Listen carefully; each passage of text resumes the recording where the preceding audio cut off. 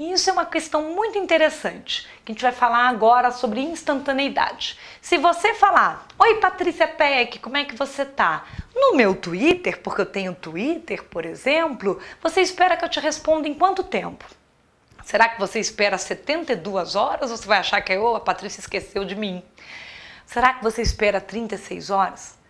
24 horas? Nossa, muito demorado esse negócio. Nós temos uma expectativa hoje de uma resposta quase imediata.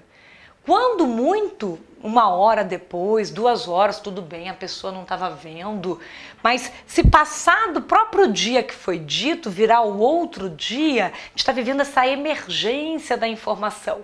Então, tanto o indivíduo, ele tem que estar preparado para estar respondendo o que acontece ali, para essa sua não resposta parecer que você não está dando bola para a pessoa, dando atenção, mas principalmente as empresas. Até porque hoje tem muito consumidor que reclama de alguma experiência que ele teve na rede social. E aí vai também uma dica, um cuidado.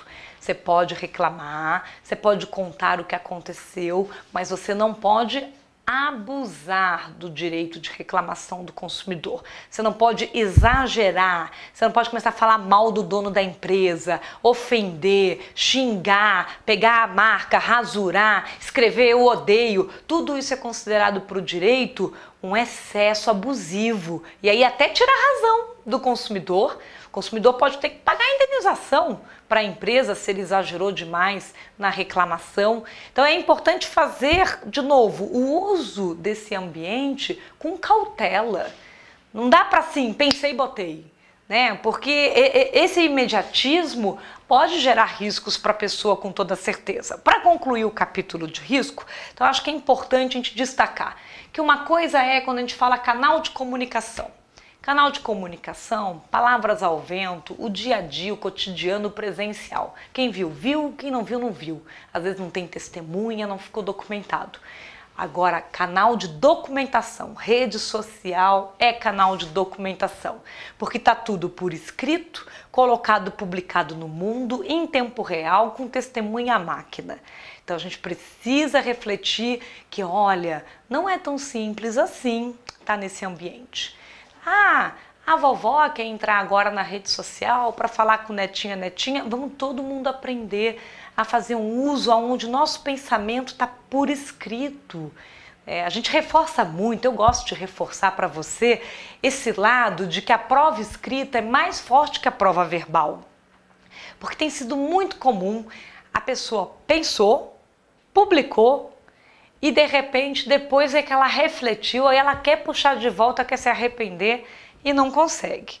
Então a gente tem sim oportunidades, é muito legal, precisa estar na rede social, porque senão eu posso estar quase que desaparecido no mundo, né? Como que eu não tenho presença lá? Para uma empresa hoje não é escolha, ela precisa botar o balcão dela até para aquela história de outra pessoa, outra empresa não se fazer passar por ela, né? Criar o eu falso na rede social, mas tem que aprender a usar do jeito certo. E tudo começa sabendo qual é o termo de uso com toda certeza. A gente ouviu quando era pequenininho, meu filho não assine sem ler. Então vamos parar de ficar dando ok na internet, passa lá, baixa o textinho rapidinho, estamos com pressa, tá?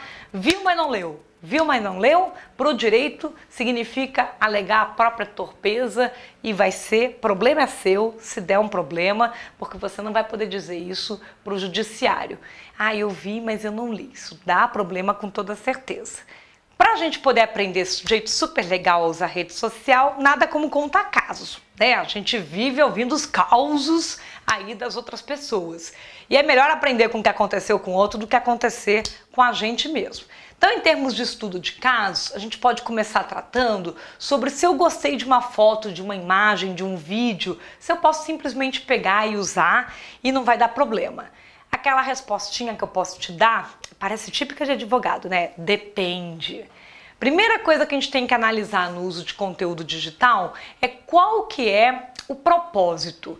Eu quero usar para fim particular? É só para eu baixar e olhar? Eu quero colocar num material acadêmico? Ou eu ainda quero usar de forma publicitária? Vou comercializar isso. Então, a primeira coisa é para que eu vou usar? Esse para que vai definir já o início da conversa do limite de uso de um conteúdo digital. A partir de você ter claro qual que é o propósito que você quer utilizar, você vai verificar se está autorizado esse propósito naquele ambiente. Então, às vezes você buscar uma imagem solta num buscador de imagens e baixar, eu não sei quem é o autor, eu não sei se está autorizado aquele uso de imagem, então eu vou olhar só eu. Vou olhar, estava na internet, vou olhar, não tem problema. Agora eu já quero pôr em outro material, vou mencionar para fim acadêmico, então tenho que já citar de onde que eu peguei, qual foi a fonte. Agora, se eu quiser usar para finalidade publicitária, eu preciso ter a expressão, né, a autorização formal. Formal não quer dizer em papel, você pode pedir por e-mail para a pessoa se ela te autoriza a usar a imagem, porque imagem de gente dá problema. Normalmente no Brasil não dá tanto problema, porque o brasileiro adora ficar famoso. Então você usou a fotinho da pessoa, ela fica super feliz. Mas não é porque a pessoa ficou feliz que não tem risco jurídico. Porque depois ela não ficou tão feliz assim, ela ficou triste, ela achou até que ela ficou feia e ela entra com a ação judicial para cobrar o uso daquela imagem. Então a gente não pode depender aí, na hora que a gente vai usar, da felicidade ou não das pessoas. É importante saber antes qual que é o critério. Então, qual que é o tipo de imagem? Tem gente ou não tem? O que está escrito na licença? Naquele caso do Flickr, às vezes a licença já é Creative Commons, ela já define para que você pode usar. Qual o contexto que eu vou colocar também? Poxa, Patrícia, eu tirei uma foto de uma pessoa e ela não gostou depois quando eu coloquei no meu blog. Porque às vezes você pegou a foto da pessoa da rua, bota no blog dizendo, nossa, como essa mulher tá feia. Ó, que combinação horrorosa da roupa dela. Dependendo do contexto que você usou, é claro que a pessoa vai reclamar. Já pensou tirar a foto da placa do seu carro e depois colocar lá, esse carro estava na frente da casa de perdição ou de uma clínica de aborto. Então, o contexto que eu coloco uma imagem gera efeitos jurídicos. Pode responsabilizar quem está fazendo o uso da imagem. Claro, uma foto super legal, você está elogiando a pessoa, é aquele contexto que a gente disse, que aí a felicidade faz com que não haja problema jurídico. Então, observar essa questão de qual é o contexto é importante. Teve um caso recente, uma empresa no jornalismo, ramo jornalístico, de imprensa, tirou a foto de uma pessoa sentada numa lan house. Então, imagina você, lá na lan house digitando, aí o fotógrafo tirou sua foto, e eles ilustraram a matéria do jornal dizendo aumenta a pirataria no Brasil, botou sua foto. Ué, acabou de gerar um dano moral àquela pessoa. Até porque ela não estava pirateando. Então está totalmente fora de contexto. E nesse caso, o veículo respondeu. Teve que pagar mais ou menos R$10.000 por esse uso não autorizado. E não só o uso não autorizado, porque quando é imprensa, às vezes tira a foto de um fato, que é o dever de passar a notícia, tira a foto em plano aberto, tira a foto das pessoas passando na rua, tudo bem. Mas dependendo do que eu associar de conteúdo da matéria, mesmo sendo um jornal, mesmo sendo um fotógrafo de imprensa, pode gerar responsabilidade. E aí, na dúvida, não custa nada pedir autorização, né? O máximo que você vai ouvir é não. Poxa, Patrícia, mas para quem que eu vou pedir? Eu já peguei a foto sem saber direito quem foi que tirou. Então usa só para uma finalidade particular, isolado, não publica. Uma coisa é eu tirar a foto para mim, outra coisa é publicar. O direito de imagem tem essa diferença, né? Mesmo quando alguém é fotógrafo profissional, ele precisa de uma autorização do cliente se depois ele quer ficar vendendo aquela foto que foi encomendada. Então imagina, você pede para alguém tirar foto do aniversário de 15 anos da sua filha. Ele tem como fotógrafo o direito de portfólio, que é o direito moral de autor. Então ele deixa ali as fotinhos. Mas ele pode depois vender para outra pessoa o rosto da sua filha para colocar em outro lugar? Se você tinha feito uma encomenda, se foi um trabalho encomendado? Não. Então a gente hoje tem que ficar gerenciando, harmonizando. Ah, poxa, por que ele fez então se ele não podia? Porque brasileiro não conhece a lei, né? O brasileiro só conhece a lei quando, pá, toma na cabeça. Na hora que cai na cabeça, caiu, virou vítima, morreu de alguma coisa, é aí que gera o aprendizado, e não na prevenção. Um outro caso, né, sem ser o de uso de imagem, é o caso, por exemplo, de uma pessoa falar a respeito da instituição na qual ela tem conta bancária, né? Então imagina que a empresa quer um banco e você aqui, um economista, uma pessoa. Então você fala na sua própria rede social, um belo dia, ai, preciso tirar dinheiro. Bem, preciso tirar dinheiro. Liberdade de pensamento, se eu estou falando, posso falar na minha rede social, posso até colocar na rede social do banco, ele tem que me responder?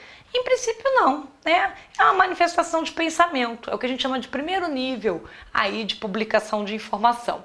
Aí imagina que você fala, não acredito, fui tirar o dinheiro e não tinha dinheiro no caixa eletrônico. Falei isso na minha própria rede social. Aí tá num contexto já de relacionamento. Tô contando, poxa, tive uma experiência assim, fui tirar dinheiro e não tinha dinheiro. Conto pra alguém, falo, pô, que horror, quando a gente vai no aeroporto, precisando sacar dinheiro, chega lá, cadê o dinheiro no caixa eletrônico? Não tem.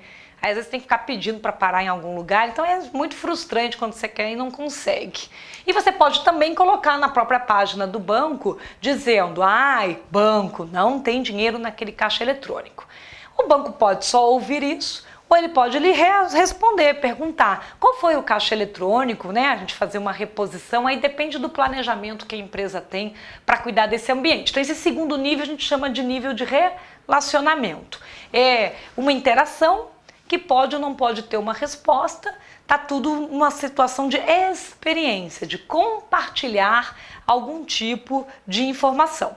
Aí tem um terceiro nível, que imagina que você vai usar o Internet Banking e ele não funciona. Você acessa lá e não funciona, não funciona, não funciona, não funciona. Aí você fala, o Internet Banking não está funcionando. Você falar na sua página, ainda continua sendo algo que passou a ser até já uma certa reclamação de consumidor, mas está no seu ambiente, né? Já se você fala na página do banco, muitos bancos já estão começando a se preparar para quê? Se você está falando que não está funcionando, ele poder acionar aquilo para ver como que arruma, como que conserta, que ajuda que ele pode te dar, já que está sem funcionar. Então já entrou numa relação de consumo, está sujeito já a regras do Código de Defesa do Consumidor. Se ele não te responder, pode parecer que ele foi omisso ou negligente. E a quarta situação, e o que faz diferença de uma para outra, gente? Você já percebeu que o que faz diferença é o conteúdo. Que conteúdo está colocado ali, né? Porque a própria forma, a gente fala que quando você está com conteúdo escrito, ele não tem tom.